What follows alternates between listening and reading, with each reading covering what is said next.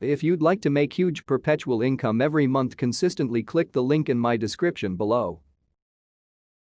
What's up, y'all, and welcome back to my channel. So this is video 3 of my how to start a business with a $500 budget. So in this video, I'm going to teach you basically how to insert products on your website, how to put your Facebook pixel in your website, just the shipping stuff, the legal stuff, and things like that. So let's go ahead and jump right into the video. Okay, so starting off with the Facebook pixel. Facebook pixel is the most important thing for my Shopify website aside from the marketing aspect. The Facebook pixel in Shopify basically allows me to get the backend analytics on my website. On video 1, I went more in depth on the Facebook pixel, but basically a Facebook pixel tracks every single thing on your website, from people who visited your website, which pages they were on the longest, which items were clicked the most, which carts got abandoned, email capture, and all of those things. To actually plug your Facebook pixel into your website, you're gonna go to preferences, and then you're gonna scroll down and it's gonna say Facebook pixel, and then you're gonna take the Facebook pixel ID that you got directly from Facebook and put it right into your website. So once again, if you guys didn't watch video 1, super quick, super easy to get a Facebook pixel. You go to Facebook, go to your business manager, click the 3 little lines, then go to Facebook pixel. It's gonna give you the steps on how to get one, and then you're gonna just plug that right into what I just showed you. So the next thing is to add the products that I got on Shopify. So I already went into the store, I got my products, I got permission that I was able to use the photos from the manufacturer. Now it's time to put them on Shopify. So the first thing that I'm gonna do is actually click on products and add a product to the page. The first item that I'm gonna put on my website is this purple set, and I'm gonna just call it, let's say we call it the lady set. And then from there, I'm gonna go to my email because he sent me all of the pictures of all of the products and all of the specs of the products. So I'm gonna save and download each and every picture that I like so I can put it onto my website. And then from there, I'm gonna copy and paste all the specs into the description box because these things are important. Certain people are allergic to certain fabrics or don't like the way certain fabrics feel on their skin. So the way I see it as a consumer, the more information on a website, the more that I trust it, the more integrity that it has, and the more that I think that the product and the quality of the products are gonna be good. My personal opinion, that's just the way I shop. So next, I'm gonna go ahead and just put in the price. This obviously just depends on what you want to price your items at. Whenever I price my items, I always like to consider overhead costs, which is basically the subscription for the website, what I ship the items in. So if you're getting tissue paper, or you're getting cute bags, or you have any branding, marketing, any labels or anything like that, you want to go ahead and divvy up those up and then basically put that into the price of your product. I will go ahead and in video 4 or 5, I basically go through all of the branding and marketing things that I like to put into my products. General rule of thumb for me is I like to add anywhere from like $2 to $4 worth of marketing costs for each product. So one thing that is important to me, even when you're starting up a small business, is always adding a unique SKU. A SKU is a stock keeping unit, which is basically the way a lot of big brands or employees like to communicate. I always make it super, super, super easy to follow. So PP, Poussey Power, and then I actually just put the name of the actual product. So I'm gonna put Lady Set, and then I put an initial for the color. So P is purple. A stock keeping unit may seem super small to you guys, but stay in the mindset that one day you're gonna be a bigger business and you need to be organized. The better you're organized, the better it's gonna be in the future, so just start now. That's a little motivation for y'all, and I'm just manifesting bigger business for all of y'all watching. The next thing, obviously, you're gonna wanna put in the quantities. I bought minimal quantities on each item, so I only bought 6, so I'm gonna put the quantity at 6. And then you also wanna put in the weight. When I started my business, I actually got a scale for free from USPS because they know I'm gonna be shipping products. It makes their job easier if I pre-weigh the objects, or you can also get a scale on Amazon for super cheap. Then you have the important part, which is basically the variants. So variants are small, medium, large, purple, pink, blue, orange, black, white. So after I select that there are multiple variants in this item, I'm gonna have to fix the quantities and put 2, 2, 2, because when I bought this wholesale, the pack came in too small, too medium, too large. If you guys want more information on the sizing, I did not pick the sizing. You guys can reference to video 2. Most wholesalers have a certain way that they sell things. Oh yeah. Now, your items, do they come in 2, 2, 2 or 3, 2, 1? 3, 2, 1. 3, 2, 1. Yeah, 3 small, 2 medium. Okay. That's cool. And Your sizes, once again, they come in 2 smalls, 2 mediums, and 2 larges. Okay. And I basically went down through the whole breakdown on shopping in wholesale stores in 2 videos that I will link down below and put in this video somewhere. So after I adjust the quantities, I personally always like to adjust my SKUs. Instead of putting 1, 2, 3 or ABC, which is what Shopify usually does, I like to put S for small, M for medium, and L for large.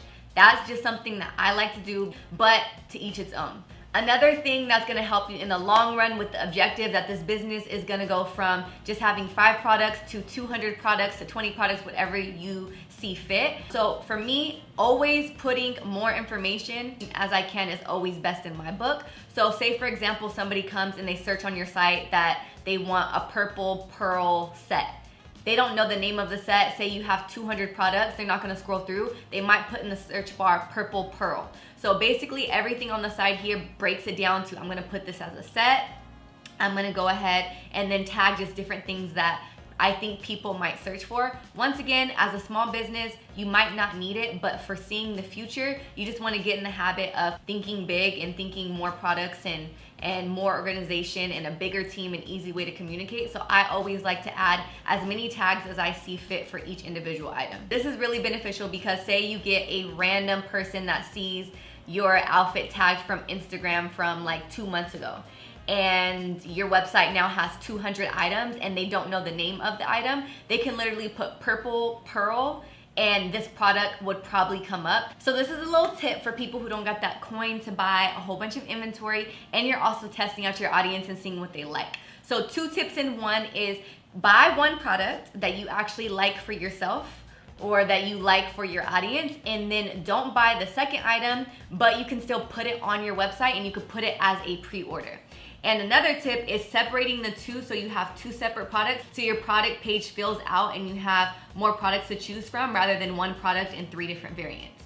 So reason number 1 why I like to do this is, 1, I don't know what colors you guys like. I don't have the budget to just buy whatever. I'm gonna go ahead and test out the product first. Go ahead in the description box and put, this is a pre-order, and then make sure the pre-order is like a week and a half to 2 weeks out. Always stay in contact with the vendor to make sure that they have this item in stock. And you also wanna make sure that it's able to ship quickly so that when you see that a few people are ordering the item and then get it shipped away to your customers ASAP. Another reason why I don't wanna put 1 product under multiple variants is because I don't have that many products on my page. So if I wanna fill my page out, instead of putting everything in 1 product, I'm gonna go ahead and separate the 2 so it just looks like I have a little bit more going on. And this is a little tip that I had for myself when I first started out. And on the bright side, if nobody really even likes that product, then you have nothing to lose. You're not stuck with the inventory and you can just simply take it off of your page. This is also really good in the testing period so that you can kind of see which items your demographic gravitates to and just get a better feel of your audience. I'm gonna go ahead and show you guys another example of 1 item in 1 product so that you guys can see what I'm talking about, and if you wanna go that route, you know exactly how to do it. So this sweater I purchased in the color purple, but it also comes in the color orange and it's in stock. It's in LA. I can drive to pick it up if people are ordering it, and I'm gonna also put this as a pre-order. But instead of putting it in 2 separate products, I'm gonna put it all in 1. So in the description box, I'm gonna put that the orange color is on pre-order and that it'll ship in about 2 weeks. And I'm also gonna provide additional information to my customers that if they do purchase multiple items on the website there and one of them is pre-order, there is a chance that they might get multiple packages. You just wanna be proactive so that you're not getting a whole bunch of emails talking about, I only got the 1 item, I didn't get the 2. So after you go ahead and add the pictures, add the description, and put all of the information in, now it's time to adjust the variants. So after I fix all of the SKUs and fix all the variants to the right numbers and sizes, then I'm gonna go ahead and click the picture box and I'm gonna put the corresponding picture with the corresponding color in the back end. This basically helps so when people are on your website and they're clicking orange or purple, they can actually see exactly what color and what it looks like on the model.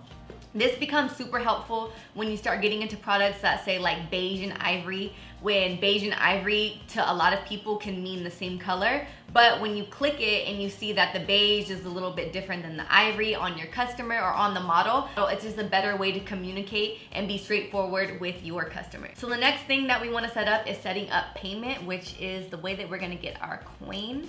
So you're gonna go into settings, and then from settings, you're gonna hit payment providers.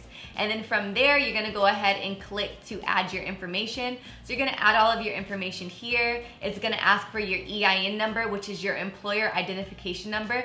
I like to think of this as a social security number for your business and basically separates you from your actual entity. I'm not sure if that's true, but that's just what I like to think, okay? Don't take my logic as legal advice.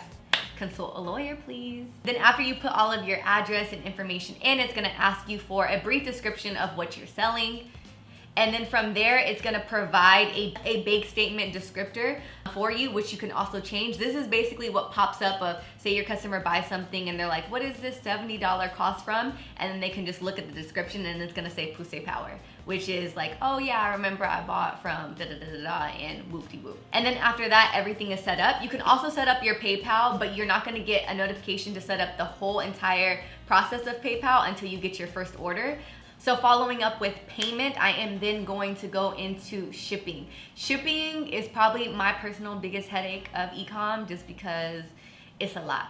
To set up the shipping, you're gonna go to settings, and then from there, you're gonna click shipping. And then under there, they already have presets under domestic as far as free, and they do it based off of weight.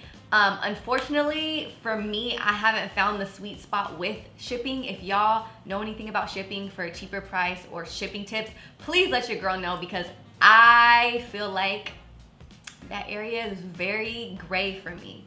I personally am gonna just set my shipping at $7 because the smallest priority package to ship is a $7 envelope. And if your customers get more than just one item and they get like a jacket or something, you're gonna have to spend like $20 on shipping. That's not fair to charge everybody else $20 for shipping, so I just do the minimum, the sweet spot of $7. And for those bulkier items, what I like to do personally is just add the shipping cost to the overall product, so that you're not adjusting the shipping for everyone, you're just adjusting that shipping for that product for the people who are buying that specific product. That was a lot of words. I hope it made sense, and I hope y'all understood me. And then if you are wanting to open up your site to international shipping, you're gonna wanna choose the countries. I only choose specific countries because in my experience, unfortunately, I've had to ship to random countries that I don't really get that much traffic from. And then I realized that there's a certain law and certain way to ship to certain countries. And then that person ends up getting their item like 40 days later, which is never a good thing to communicate via email. It's just a hot mess. So you wanna make sure that you're doing your research on countries to ship from for yourself, and depending on where you are in the world. The smallest trackable package for international shipping is $26.50. So I'm gonna go ahead and set my price at $26.50. The next thing is the legal page and the shipping and the private policy and things like that. So in order to set all of these pages up, you're gonna go to settings, and then you're gonna go to legal. Shopify provides templates for all of these different legal things that you need on your website. I like to use the template, but I like to customize it to my own because they basically make a general template so that pretty much anybody can fall under that category. But for example, I'm not selling any gas or liquids, so I can go ahead and just delete that. I'm not selling any gift cards or any software, so I can go ahead and delete that. And I can also adjust the policy to be what I want it to be. For me, I just like to use it for the verbiage and just like the basic language. Something I don't really adjust is the private policy, and I also don't really adjust the terms of service. But one thing you do need to adjust is the shipping. One of the biggest annoyances for me when it comes to shipping is when people try to do returns, or when people try to say that they returned something and then the package is lost. Unfortunately, when a customer sends something back, it is not the company's responsibility, and that's why there's something called tracking, and that's why there's something called insurance, because it basically proves that somebody's actually sending something back and that the product is insured just in case it gets lost. I think the insurance is anywhere from like $100 to $200 depending on which insurance that you get. The insurance is already included in the $7 for the priority or the $20 in priority that you choose from. So that is it for the basics of Shopify. In the next video, I will go ahead and show you guys how I customize my website and how I put different graphics in the website and where I get the graphics from. I hope you guys enjoyed this video, and if you guys are liking this series, please give your girl a thumbs up, and don't forget to subscribe for more videos. And thank you guys so much for watching. I will see you in the next upload. Bisous!